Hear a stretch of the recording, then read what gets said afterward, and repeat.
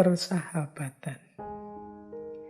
Cicero ini dalam sejarah hidup beliau itu punya 2 orang sahabat setia yang sangat dicintai. Yang pertama namanya Servius Rufus dan yang kedua Atticus.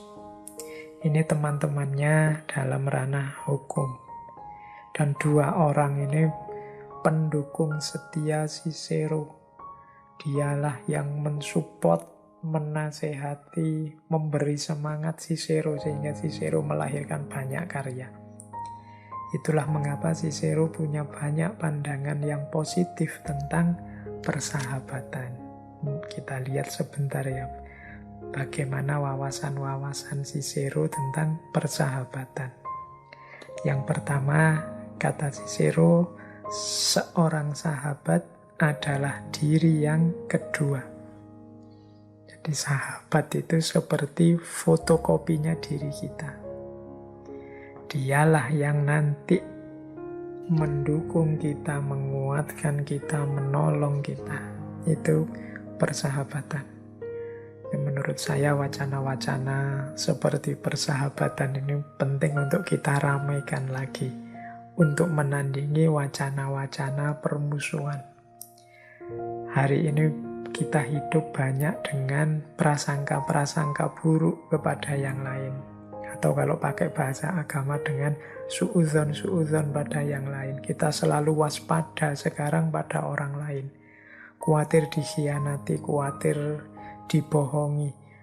Dia dari aliran mana, dari kelompok mana, sama atau tidak dengan aliranku, dengan kelompokku, dan lain sebagainya. Mental kita hari ini sebagian besar isinya seperti itu. Maka penting kita hidupkan lagi semangat-semangat persahabatan.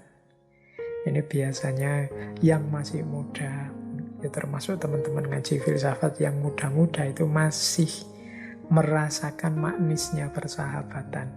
Semoga langgeng, karena biasanya kalau sudah tua, sudah punya keluarga sendiri-sendiri, itu sudah mulai bergumul dengan kehidupan nyata, anak, istri, dan macam-macam, sehingga aspek persahabatan ini sering dilalaikan. Padahal ini penting. Kata Cicero, persahabatan itu, mengapa disebut sahabat itu diri yang kedua? Karena menurut Cicero, persahabatan itu meningkatkan kebahagiaan, meredakan kepedihan, menggandakan kegembiraan, dan memecah penderitaan. Jadi kalau kita punya sahabat, dalam situasi bahagia, kebahagiaan kita akan meningkat ketika ada sahabat. Kebahagiaanku adalah kebahagiaanmu. Kan begitu kalau kita saling bersahabat. Melihat sahabat kita sukses, kita bahagia. Kita yang sukses, sahabat kita yang bahagia. Maka persahabatan itu meningkatkan kebahagiaan, meredakan kepedihan. Kehadiran seorang sahabat itu membuat kesedihan kita berkurang. Karena dia juga turut menanggung, turut ikut merasakan kesedihan kita, kepedihan kita. Menggandakan kegembiraan. Dalam situasi gembira, dia juga gembira, maka kegembiraannya double. Memecah penderitaan. Kalau sedang sedih, kita ya berbaginya kan dengan dia. Jadi persahabatan itu membuat kita yang satu menjadi 2. Menjadi 3, menjadi banyak kalau sahabat kita banyak. Tidak hanya menggandakan jadi 2, tapi menggandakan jadi banyak sahabat kita. Kalau itu kegembiraan. Tidak hanya dibagi berdua, tapi bisa juga dibagi banyak kalau itu sahabat kita banyak.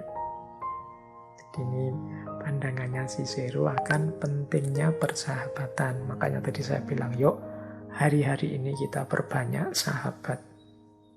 Sahabat yang sejati bukan sahabat dengan motif-motif tertentu, sahabat dengan pamrih-pamrih, atau sahabat dengan target-target di luar kebersamaan dan kebahagiaan bersama.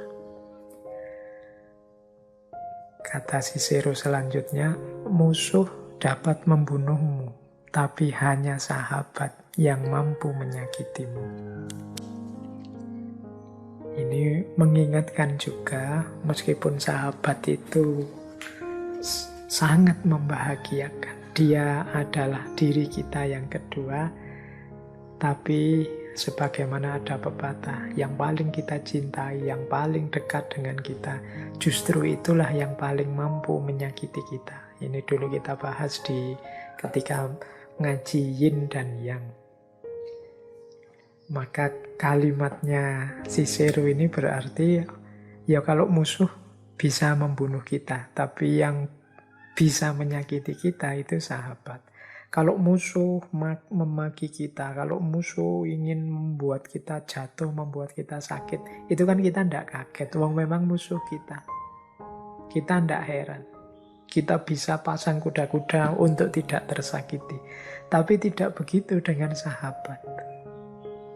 Jadi yang mampu menyakiti kita dengan sangat sakit itu justru yang paling dekat dengan kita, yang paling kita cintai. Musuh mungkin dapat membunuh kita, tapi kita tidak kaget, bahkan bisa menahan rasa sakitnya. Tapi hanya sahabat yang mampu menyakiti kita dengan sakit yang luar biasa. Karena kita memang sebelumnya sudah sangat dekat, sangat sayang padanya.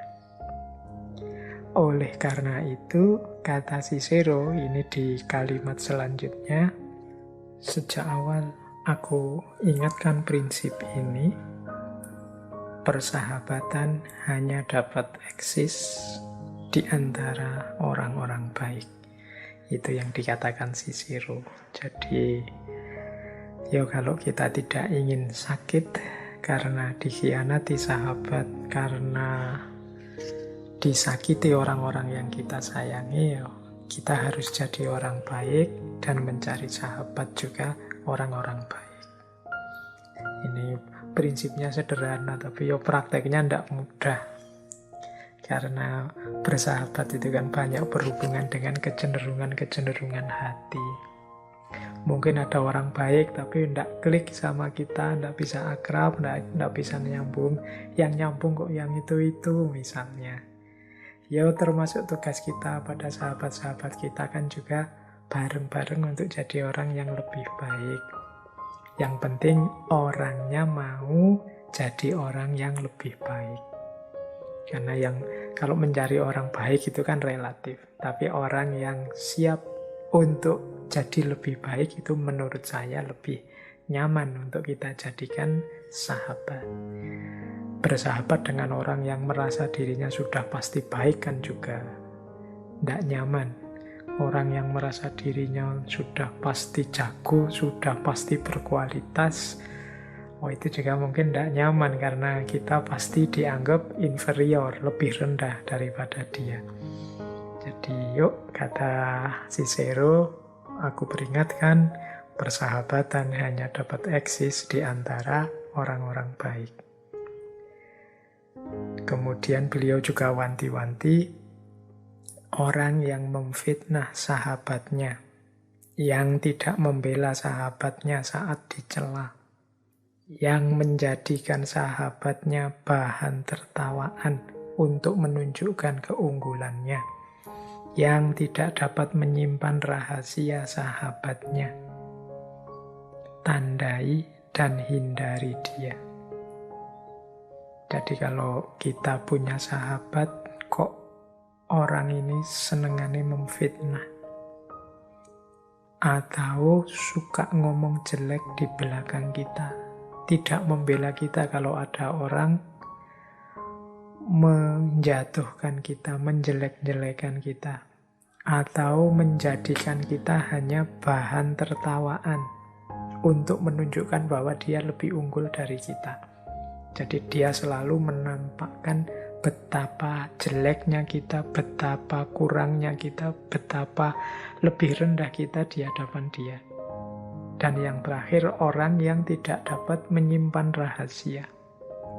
Kata Cicero, orang dengan ciri-ciri ini, tandailah dan hindari. Berarti jangan dijadikan sahabat ya wis kenal biasa saja, ndak apa-apa. Karena orang ini nanti yang berpotensi menyakiti kita. Ini jadi ada beberapa rumus tentang sahabat yang diberikan oleh Cicero. Jadi yang pertama tadi ya, cari orang-orang baik saja atau orang yang mau siap untuk jadi lebih baik bersama kita. Jangan cari orang-orang yang suka menfitnah, orang-orang yang hanya mencari keuntungan dirinya, orang-orang yang hanya ingin menunjukkan dia lebih tinggi, lebih unggul, lebih jago dari kita. Dan orang-orang yang tidak bisa menyimpan rahasia. Orang-orang ini yang perlu kita tandai dan perlu kita hindari.